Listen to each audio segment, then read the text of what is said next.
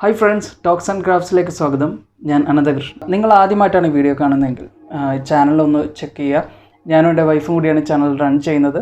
ഞങ്ങളുടെ വീഡിയോസ് ഇഷ്ടപ്പെടുകയാണെങ്കിൽ channel subscribe ചെയ്യുക. നമ്മുടെ വീട് എന്ന് പറയുന്നത് നമ്മുടെ പ്രൈവറ്റ് ലോകമാണ്. അവിടേക്ക് അനുവാദമില്ലാതെ ആര് വന്നാലും നമുക്കത് ഉൾക്കൊള്ളാൻ കഴിയില്ല. പക്ഷെ ചില ഘട്ടങ്ങളിൽ നമുക്ക് ചിലർ പ്രവേശിപ്പിച്ചേ പറ്റും. ഉദാഹരണത്തിന് മെയിൻ്റനൻസ് ചെയ്യുന്ന ഒരാളെ വീട്ടിലേക്ക് ക്ഷണിക്കാതെ അത് ചെയ്യാൻ സാധിക്കില്ല. അപ്പോൾ അതുകൊണ്ട് തന്നെ കുറച്ച് നേരത്തേക്ക് വീട്ടിൽ വരാനും അല്പസമയം നിന്നുകൊണ്ട് ആ ഒരു പണി ചെയ്യാനും ഉള്ളൊരു സ്വാതന്ത്ര്യം അയാൾക്ക് നമ്മൾ നൽകേണ്ടി വരുന്നു. ഇനി അതേ വ്യക്തി കൂടുതൽ സഹായം നമുക്ക് ഓഫർ ചെയ്യുകയാണെങ്കിൽ നമുക്ക് എങ്ങനെ വേണ്ടെന്ന് പറയാൻ പറ്റും? അദ്ദേഹം ഇപ്പോൾ പറയുകയാണ് എല്ലാ മുറിയും വൃത്തിയാക്കി തരാം. അങ്ങനെയാണെങ്കിൽ എല്ലാ മുറിയിലേക്കും അദ്ദേഹത്തിന് കയറാനുള്ള അനുവാദം നൽകും. അദ്ദേഹം അത് വൃത്തിയാക്കും. അതിനുശേഷം വീണ്ടും അദ്ദേഹം സഹായം നമുക്ക് നൽകുന്നു, നമുക്ക് വീട്ടിലേക്ക് ആവശ്യമായിട്ടുള്ള സാധനങ്ങൾ പർച്ചേസ് ചെയ്യാനായിട്ട്. അപ്പോൾ അതിനായിട്ട് അദ്ദേഹത്തിൻ്റെ കയ്യിൽ നമ്മൾ കുറച്ച് ക്യാഷ് വെച്ച് കൊടുക്കുന്നു.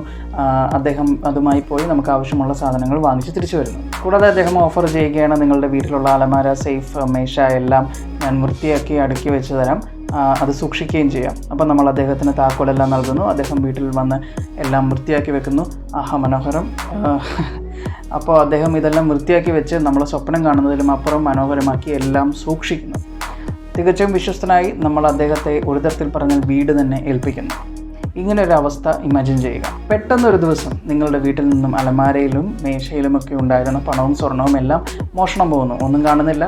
വന്ന് സഹായിക്കാൻ വന്ന ആ വ്യക്തിയും കാണുന്നില്ല.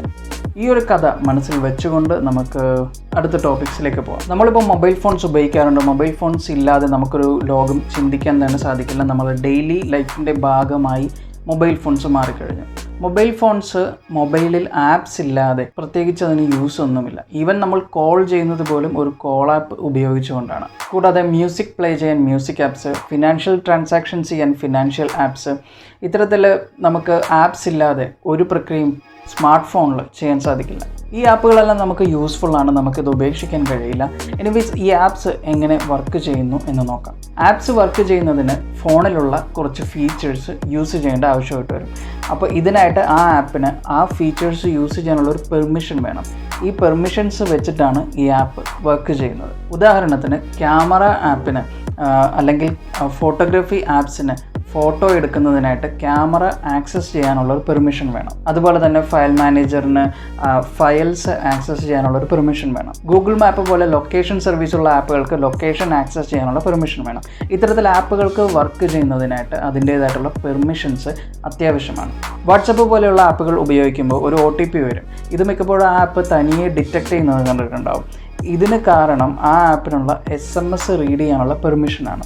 അപ്പോൾ ഫോണിലേക്ക് വരുന്ന SMS റീഡ് ചെയ്യാനും എല്ലാ മെസ്സേജുകളും റീഡ് ചെയ്യാനും അതിൽ നിന്ന് ആവശ്യമുള്ള മെസ്സേജ് ഡിറ്റക്റ്റ് ചെയ്യാനും ഈ ആപ്പിന് സാധിക്കും. പക്ഷേ ഈ പെർമിഷൻസ് പലതും ലഭിക്കാതെ ഈ ആപ്പുകൾക്ക് വർക്ക് ചെയ്യാനും സാധിക്കില്ല. ഇത്തരത്തിലുള്ള ഫീച്ചേഴ്സ് ആപ്സിന് ലഭിക്കുന്ന ഈ പെർമിഷൻസ് കുറച്ച് അപകട സാധ്യതയും വിളിച്ചു വരുത്തുന്നുണ്ട്. മെസ്സേജ് റീഡ് ചെയ്യാൻ പെർമിഷനുള്ള ഒരു ആപ്പിനെ സംബന്ധിച്ചിടത്തോളം OTP റിസീവ് ചെയ്യാൻ മാത്രമല്ല, അതിന് ഫോണിൽ അതുവരെ ഉള്ളതും ഇനി വരുന്നതുമായ എല്ലാ മെസ്സേജും റീഡ് ചെയ്യാൻ സാധിക്കും. അതിനുള്ള പെർമിഷനാണ് നമ്മൾ നൽകുന്നത്. ചുരുക്കി പറഞ്ഞാൽ ഈ പെർമിഷൻസ് ഉപയോഗിച്ചുകൊണ്ട് ഈ ആപ്സിന് നമ്മുടെ ഫോണിൽ നിന്നും ഇൻഫർമേഷൻസ് കളക്ട് ചെയ്യാൻ സാധിക്കും. ഈ ഒരു റിസ്ക് ഒഴിവാക്കുന്നതിനായിട്ട് ഗൂഗിൾ നിരന്തരം പ്ലേ സ്റ്റോറിലുള്ള ആപ്സ് സ്കാൻ ചെയ്യുന്നുണ്ട്. അതുകൂടാതെ നമുക്ക് ഫോണിൽ സെക്യൂരിറ്റി അപ്ഡേറ്റ്സും ലഭിക്കും. ഈ സെക്യൂരിറ്റി മെഷേഴ്സ് എല്ലാം തന്നെ നമുക്ക് ഉപകാരപ്രദമാണ്. എന്നിരുന്നാൽ തന്നെയും ചില ആപ്സ് പ്രത്യക്ഷത്തിൽ നമുക്ക് പ്രശ്നങ്ങൾ ഉണ്ടാക്കുന്നതായി കാണില്ല. രഹസ്യാന്വേഷണ ഏജൻസികളുടെ റിപ്പോർട്ട് പ്രകാരം കുറച്ച് ചൈനീസ് ആപ്സ് ഇത്തരത്തിലുള്ള പെർമിഷൻസ് യൂസ് ചെയ്യാനും നമ്മുടെ പ്രൈവസിക്കും സുരക്ഷയ്ക്കും ഭീഷണിയാവാനും സാധ്യതയുള്ളതായിട്ട് റിപ്പോർട്ടുകളുണ്ട്. ഈ പറഞ്ഞ പെർമിഷൻസ് ഉപയോഗിച്ചുകൊണ്ട് ചൈനീസ് ആപ്പുകൾക്ക് നമ്മുടെ ഫോണിൽ നിന്നും നമ്മുടെ private informations, photos and files, പിന്നെ കമ്മ്യൂണിക്കേഷൻ ഇൻഫർമേഷൻസ്, ഫിനാൻഷ്യൽ ട്രാൻസാക്ഷൻസ് തുടങ്ങി പല വിവരങ്ങളും ചോർത്താൻ സാധിക്കും. ചിലപ്പോൾ ഇത്തരത്തിലൊരു ചോർത്തൽ ആയിരിക്കണമെന്നില്ല. ഈ ആപ്പുകൾ നമ്മുടെ ഫോണിനെയോ ഫോണിലുള്ള കമ്മ്യൂണിക്കേഷൻ സിസ്റ്റത്തെയോ തന്നെ അഫക്റ്റ് ചെയ്യാൻ സാധിക്കും. പ്രത്യേകിച്ച് ഒരു ഡിസ്പ്യൂട്ട് ഉണ്ടാകുന്ന ഒരു സമയത്തോ മറ്റോ. ഒരുപാട് ചൈനീസ് ഫോണുകൾ നമ്മുടെ വിപണിയിൽ ഇപ്പോൾ ലഭ്യമാണ്. ആ ചൈനീസ് ഫോണുകളിലെല്ലാം തന്നെ പ്രീ ഇൻസ്റ്റാൾഡ് ആയിട്ട് ഈ പറഞ്ഞ പല ചൈനീസ് ആപ്പുകളും ഉണ്ട്. എനിവേസ് നമുക്ക് ചെയ്യാൻ സാധിക്കുന്ന ഇത്രയാണ്.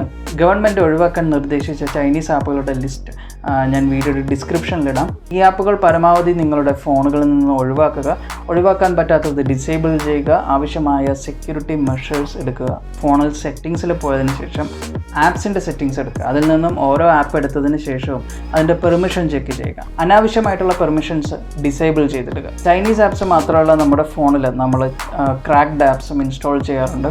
അപ്പോൾ അതും ഒഴിവാക്കുക. ആദ്യത്തെ കഥയിൽ ഞാൻ പറഞ്ഞതുപോലെ പെട്ടെന്നൊരു നാൾ എല്ലാം പോകുന്നൊരവസ്ഥ, അങ്ങനൊരവസ്ഥ ഉണ്ടാവാതിരിക്കട്ടെ. Stay safe. ഈ വീഡിയോ ഇഷ്ടപ്പെട്ടാൽ വീഡിയോ ലൈക്ക് ചെയ്യുക, ഫ്രണ്ട്സിന് ഷെയർ ചെയ്യുക, ചാനൽ സബ്സ്ക്രൈബ് ചെയ്യുക. Thank U.